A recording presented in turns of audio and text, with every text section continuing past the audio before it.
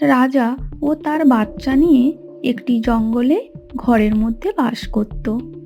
এখন শীত পড়েছে, জঙ্গলের মধ্যে ঠান্ডা খুব বেড়েছে।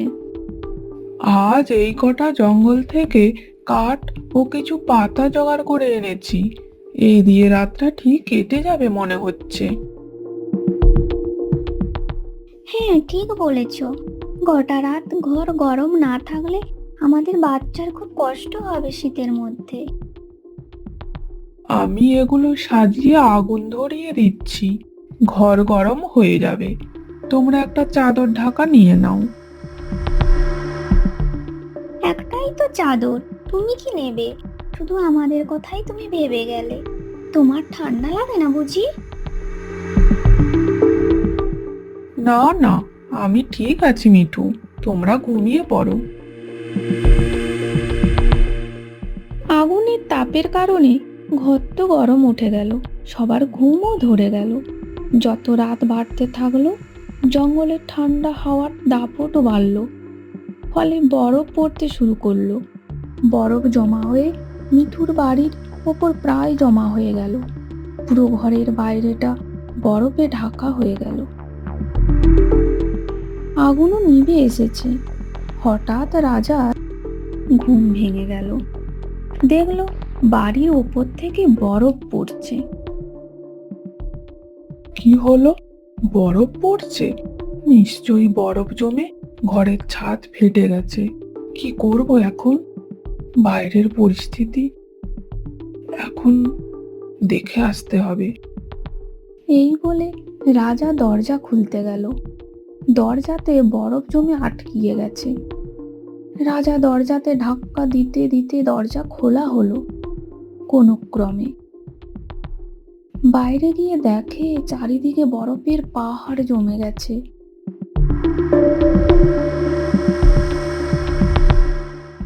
অবস্থা খুব খারাপ। এখনই ওদেরকে ঘর থেকে বের করতে হবে, ঘর ভাঙলো বলে।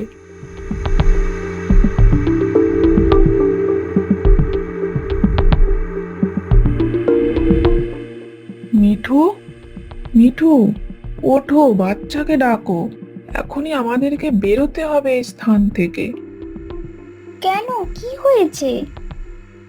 এখন সব বলার সময় নেই, বাইরে বেরোলে সব বুঝতে পারবে। চলো, এখনই চলো। মিঠু বাচ্চাকে ডেকে তিনজনে বাইরে বেরিয়ে দেখলো চারিদিকে বরফ পড়ছে। আমাদের তো এই স্থান ছেড়ে অন্য জায়গায় যেতে হবে। এখানে থাকা ঠিক হবে না। হ্যাঁ, তাই তো বলছি, চলো। মা, আমার তো খুব ঠান্ডা লাগছে। একটু কষ্ট করে চল সোনা, আমরা একটা ভালো জায়গা নিশ্চয়ই খোঁজ পাবো। তারা তিনজনে উড়ে উড়ে এক প্রান্ত থেকে অন্য প্রান্তের দিকে যাচ্ছে, একটা নিরাপদ স্থানের খোঁজে। এদিকে এসো মিঠু, তোমরা সবাই এদিকে এসো।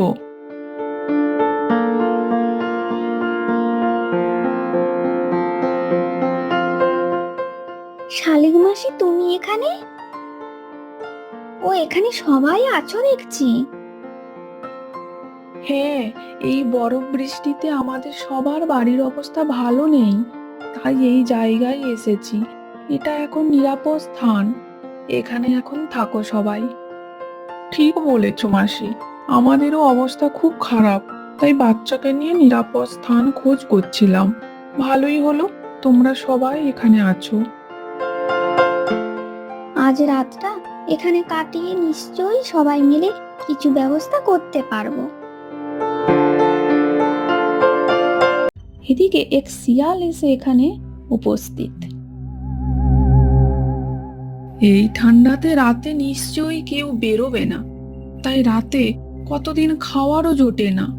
এইভাবে চললে তো দুর্বল হয়ে পড়ব। আজ একটা ব্যবস্থা করতেই হবে। সবাই চুপচাপ থাকো, বাইরে নিশ্চয়ই শিকারী এসেছে। আমাদের পেলে কাউকে জ্যান্ত রাখবে না আর। অমনি বাচ্চা ভয়ে কথা বলে ওঠে। মা, আমার ভয় করছে। চুপ করো সোনা, চুপ করো।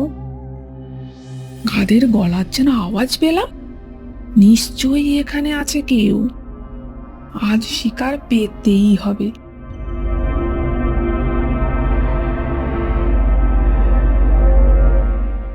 শিয়াল খুঁজতে খুঁজতে ঠিক সন্ধানটি পেয়েই গেল।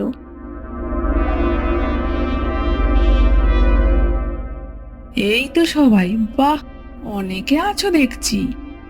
বেশ জমজমাটি হবে আজ আমার। কদিন খিদেতে পেট যেন আমার ডাকছে, আজ ভালোই পেট ভরবে। আমাদের ছেড়ে দাও, আমরা খুব বিপদে পড়ে এখানে এসেছি। দয়া করো আমাদের। আমাদের খেও না, ক্ষমা করো। এই বলে কিছু হবে না মিঠু, তোমাকেই কিছু একটা করতে হবে। আমাদের যা হোক করে এখান থেকে পালাতে হবে। দাঁড়াও মাসি, কিছু তো ভাবতে হবে। হ্যাঁ, একটা বুদ্ধি পেয়েছি। আমরা তো জানি তুমি খুব চালাক। এই জঙ্গলে তোমাকেই রাজা বানালে ভালো হবে, তোমাকেই তো রাজা মানায়। তা না করে আমাদের যে রাজা মশাই, সে কত বকা, তাও সে রাজা। আর তুমি চালাক হয়েও রাজা হতে পারছো না। আমাদের রাজামশাই এখনই আসবে আমাদেরকে নিয়ে যেতে। এরা আমাকে রাজা বানাতে চায়, আর আমি কিনা এদেরকে খেয়ে নিচ্ছিলাম। এরা অনেক ভালো। তার থেকে ওই রাজা আসবে বলল, ওই রাজাকে মেরে আমি রাজা হব। আর কিছুক্ষণ অপেক্ষা করি। রাজা কোন পথ ধরে আসবে? ওই তো, ওই পথ দিয়ে। আচ্ছা, আমি যাচ্ছি তাহলে ওইদিকে রাজা মশাইয়ের সাথে দেখা করতে।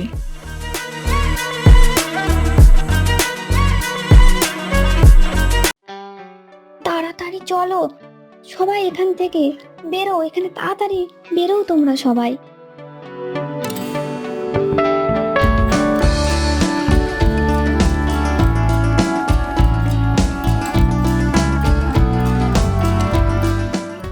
এরা সবাই উড়ে অন্যদিকে চলে গিয়ে আর এক জঙ্গলে গাছে গাছে যে যার বসলো।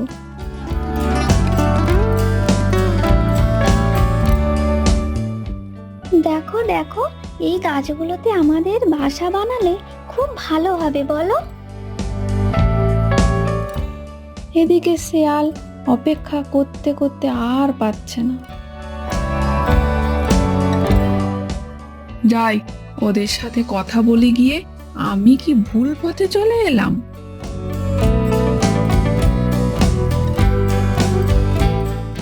কি হলো? এখানে তো কেউ নেই। আমাকে এইটুকুটুকু পাখিগুলো বোকা বানালো, পালিয়ে গেল ওরা। রাজা হওয়ার লোভ না করে ওদেরকে খেলে আমার পেটটা তো ভরতো।